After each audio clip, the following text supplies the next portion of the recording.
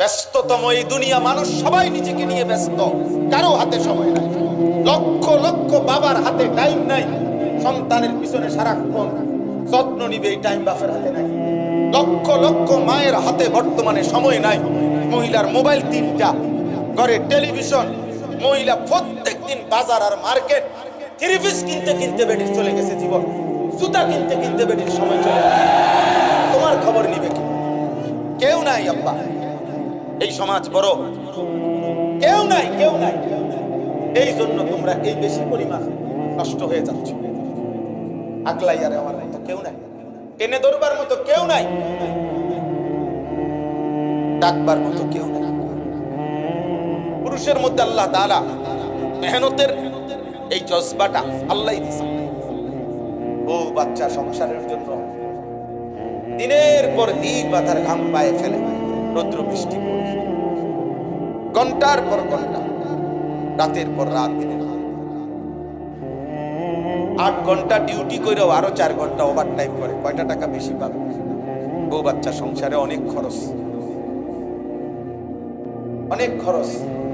সামনে বাচ্চার পরীক্ষা, সামনে কুরবানি,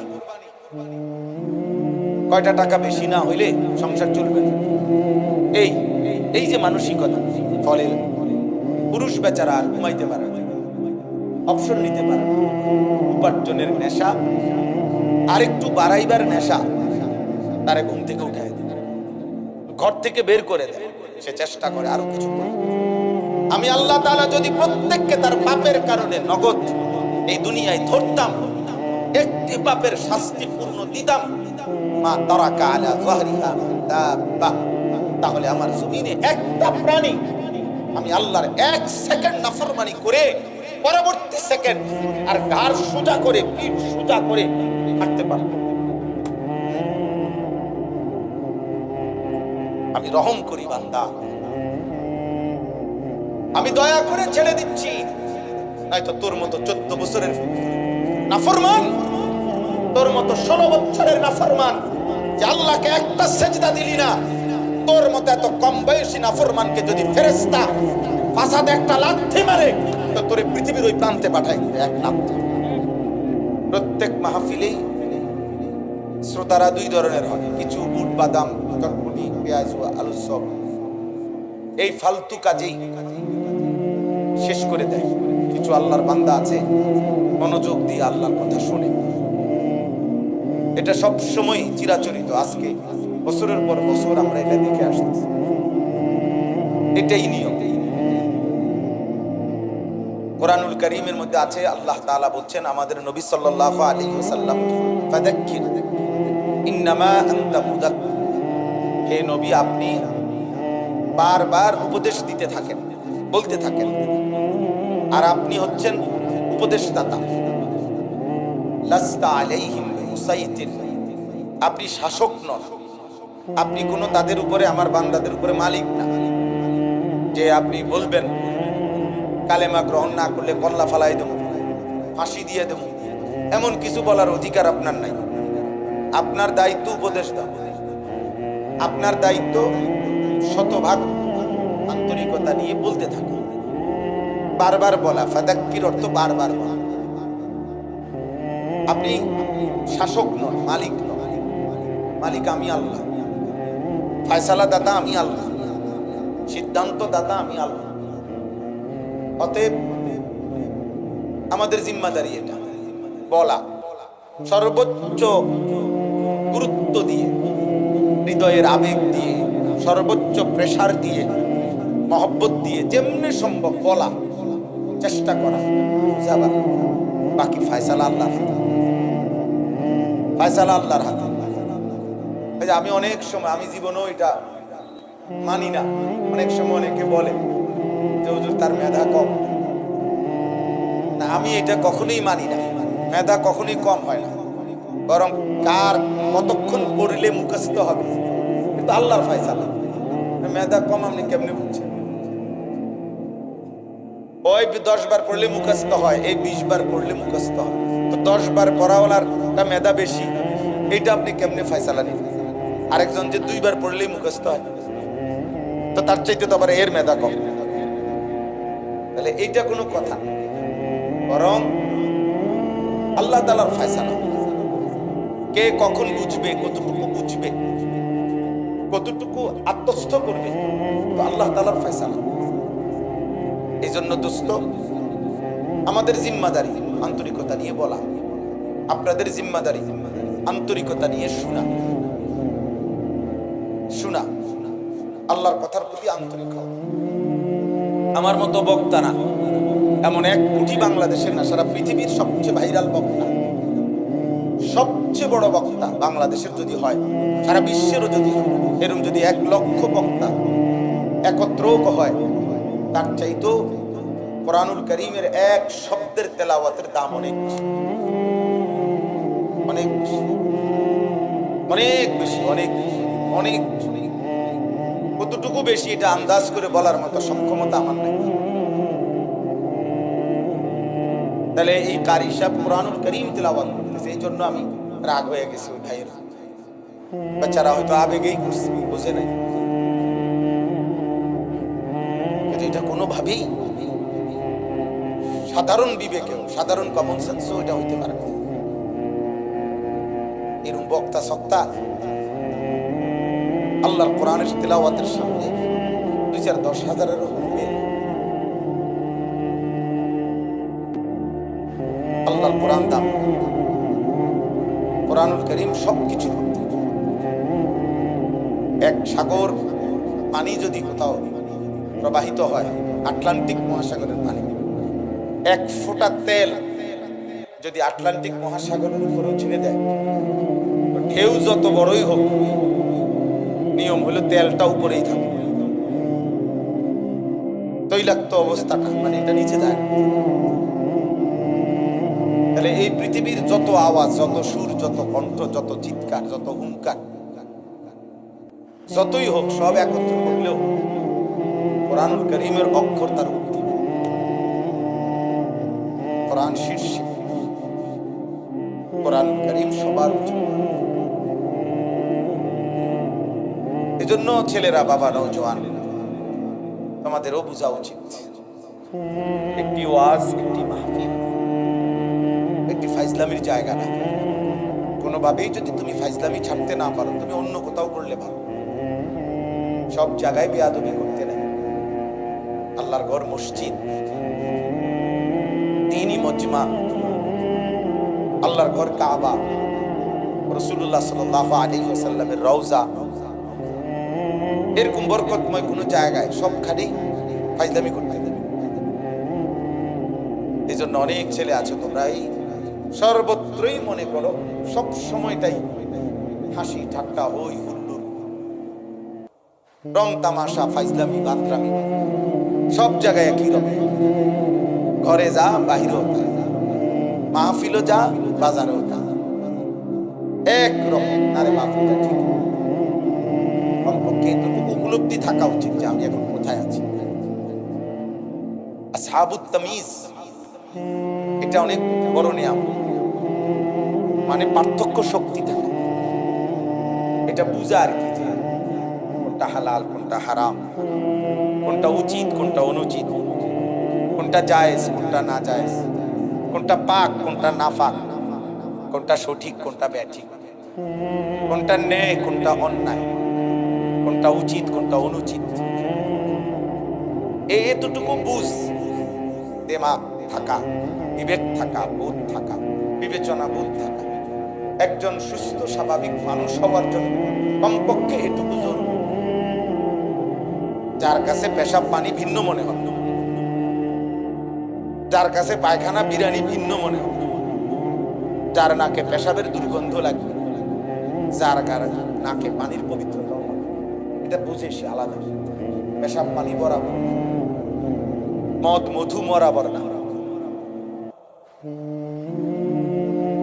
এই পার্থক্য, এতটুকু পার্থক্য বোধ যার মধ্যে নাই, ও মূলত জানোয়ার। কারণ কোন জানোয়ারের এই পার্থক্য, গরু, ছাগল, বিড়াল, এদের কোনো হালাল হারাম বলতে কিছু নেই, পাক নাফাকের কিছু নেই, জায়েজ না জায়েজের কিছু নেই। তার কাছে সবই বরাবর, পায়খানা বিরানি সব বরাবর। তার কাছে পেশাব পানি বরাবর, সবই বরাবর। কিন্তু আমরা মানুষ, তদুপরি শুধু মানুষ না, আমরা মুসলমান। আমাদের স্টেজ অনেক ঊর্ধ্বে। শুধু মানুষ হইলেই এর দূর থাকা দরকার, সেখানে মুসলমান হইলে তার চেয়ে বেশি দরকার। একজন মুসলমান হওয়া সত্ত্বেও পার্থক্য শক্তি নাই, এটা কোনোভাবেই কাম্য না, উচিত না। এই জন্য আমি সবার কাছে অনুরোধ, সারাক্ষণ জীবনটা মোবাইল কেন্দ্রিক, হাসি ঠাট্টা কেন্দ্রিক, রং তামাশা কেন্দ্রিক, দিন রাত ওই হুল্লোড় উল্লাস, হাসি ঠাট্টা বিনোদন, এটা ঠিক না। এটা অসুস্থ মানুষের পরিচয়। কর্তব্যপরায়ণ মানুষ, দায়িত্বশীল মানুষ, বিবেকবান মানুষ সে সময়কে ভাগ করে। আমি খাবো কতক্ষণ, বিশ্রাম করবো কতক্ষণ, ঘরে থাকবো কতক্ষণ, বাইরে যাব কতক্ষণ, উপার্জনের জন্য চেষ্টা করবো, এই যে সময়কে ভাগ করে। তদুপরি পুরুষ, যারা পুরুষ তাদের জীবন পরিশ্রম। পুরুষ মানেই যার ঘাম ঝরবে, পুরুষ মানেই যার মেহনত হবে, পুরুষ মানেই রোদ বৃষ্টি, এই কষ্টকর পৃথিবীতে যে উপার্জন করবে। লাকাদ খালাকনাল ইনসানা ফি কাবাদ, আল্লাহ তাআলা বলেন অবশ্যই আমি মানুষকে সৃষ্টি করেছি কষ্ট এবং পরিশ্রমের মধ্যে। অর্থাৎ সে তার পুরো জিন্দেগি কষ্ট করবে, মেহনত করবে, পরিশ্রম করবে। এই স্বভাবজাত যোগ্যতা দিয়েই আমি মানুষকে সৃষ্টি করেছি। নাহলে মানুষ এত কঠিন পরিশ্রম কেন করে? আল্লাহ তাআলাই তার সৃষ্টিগত সত্তার মধ্যে এটা আছে। পুরুষের মধ্যে আল্লাহ তাআলা মেহনতের এই জজবাটা আল্লাহই দিয়েছে। বউ বাচ্চা সংসারের জন্য দিনের পর দিন মাথার ঘাম পায়ে ফেলে, রৌদ্র বৃষ্টি করে, ঘন্টার পর ঘন্টা, রাতের পর রাত, দিনের 8 ঘন্টা ডিউটি করেও আরো 4 ঘন্টা ওভার টাইম করে, কয়টা টাকা বেশি পাবে? বউ বাচ্চা সংসারে অনেক খরচ, অনেক খরচ। সামনে বাচ্চার পরীক্ষা, সামনে কোরবানি, কয়টা টাকা বেশি না হইলে সংসার চলবে না। এই যে মানসিকতা, ফলে পুরুষ বেচারা আর ঘুমাইতে পারে না, অপশন নিতে পারে না। উপার্জনের নেশা আর একটু বাড়াইবার নেশা তারা ঘুম থেকে উঠে, ঘর থেকে বের করে দেয়, সে চেষ্টা করে আরো কিছু করে। এটা আল্লাহ প্রদান, আল্লাহ প্রদান। নিজেকে আড়ালে রাখা আল্লাহ তাআলা এটা নারীর সৃষ্টির মধ্যে, নারীর মধ্যে দিয়েছে। নিজেকে বাইরের পৃথিবীতে ছড়িয়ে দেওয়া এটা আল্লাহ পুরুষের স্বভাবের মধ্যে দিয়েছে, পুরুষের স্বভাব। কুল হুয়াল্লাযী যারাআকুম ফিল আরদ ওয়া ইলাইহি তুহশারুন। আল্লাহ বলেন, হে নবী আপনি বলে দেন আল্লাহই তোমাদেরকে বিশ্বময়, পৃথিবীময় ছড়িয়ে দিয়েছেন। ওয়া ইলাইহি তুহশারুন, আবার তিনি যেভাবে সারা পৃথিবী ছড়িয়ে দিয়েছেন, তিনি আবার তার কাছেই আবার তোমাদের সবাইকে একত্র করা হবে হাসরের। সব ভাষাভাষী, সব বর্ণের, সব পুত্রের সবাইকে আল্লাহ তাআলা আবার এক মাঠে একসাথে জমা করে নিন। আল্লাহ তাআলা কোরআনুল কারীমের জন্য এটা বলছেন, ফাইযা কুদিয়াতিস সালাহ ফান্তাশিরু ফিল আরদ। পুরুষদেরকে বলছেন নামাজ পড়ো, নামাজ শেষে জমিনে ছড়িয়ে পড়ো। ওয়াবতাগু মিন ফাদলিল্লাহ, আল্লাহর দেওয়া রিজিক তালাশ করো, রিজিক তালাশ করো। ওয়াযকুরুল্লাহ কাসীরা, সাথে আল্লাহকে বেশি বেশি স্মরণ করো। লাআল্লাকুম তুফলিহুন, তাহলেই তুমি সফল হবে, কামিয়াব হবে জান্নাতে। সুবহানাল্লাহ। হুয়াল্লাযী জাআলা লাকুমুল আরদা যালুলান ফামশু ফী মানাকিবিহা ওয়া কুলু মির রিজকিহি ওয়া ইলাইহি নুশুর। আল্লাহ তাআলা বলেন, আল্লাহই তোমাদের জন্য এই জমিনকে তোমাদের অধীন করে দিয়েছেন। অতঃপর তিনি বলতেছেন তোমরা তার জমিনের যত্র তত্র যেখানে মন চায় চলো, হাঁটো, ভ্রমণ করো, ঘুরো, উপার্জনের জন্য, কামাই রোজগারের জন্য যেখানে সুবিধা হয় ওইখানে যাও। দেশে থাকো, ভালো লাগতেছে থাকো, বিদেশ যাইবা যাও, গ্রামে থাকবা থাকো, শহরে যাইবা শহরে যাও। আল্লাহ বলে সব জমিন আমার, গোটা পৃথিবী আমার। ফামশু ফি মানাকিবিহা, জমিনের রন্ধ্রে রন্ধ্রে, গলিতে গলিতে তুমি ছড়িয়ে পড়ো, হাঁটো, ভ্রমণ করো, যাও। ওয়াকুলু মির রিজকি, এবং যেখানেই থাকো সেখান থেকে রিজিক তালাশ করে উপার্জন করে আমার দেওয়া রিজিক খাও, কোনো অসুবিধা নাই। শুধু বান্দা মনে রেখো ওয়া ইলাইহিন নুশুর, যেখানেই থাকো শহরে কিংবা গ্রামে, দেশে কিংবা প্রবাসে, শুধু মনে রেখো আমি আল্লাহর কাছে ফিরতে হবে। কার কাছে ফিরতে হবে? আল্লাহর কাছে। ওই যে আমার ফারুক ভাই আসছে কত বছরে? 21 বছর। এই হঠাৎ এখন দেখা হয়েছে, এখন এই মাত্র দেখছি আজকে 21 বছর মদিনা শরীফে। বদরের যুদ্ধ যেখানে হয়েছে রাসূলুল্লাহ সাল্লাল্লাহু আলাইহি সাল্লামের আমলে ওই খেলা থাকে, ওই এলাকা। আমরা গত বছর হজ্জের সফরে আমাদের অনেক মেহমানদারি করছি। তো আজ 21 বছর, আল্লাহ বলছে কোনো অসুবিধা নেই, জমিন পুরাটাই আমার। সৌদি আরবও আমার, বাংলাদেশও আমার, আমেরিকাও আমার, এটাও আমার, আমার জমিন আমি দিলাম, যাও। ওয়া ইলাইহিন নুশুর, শুধু এতটুকু মনে রেখো আমার কাছে ফিরতে হবে, আমার কাছে আসতে হবে। ওয়া ইলাইহি তুহশারুন, আল্লাহর কাছে তোমাদেরকে জমা হইতে হবে।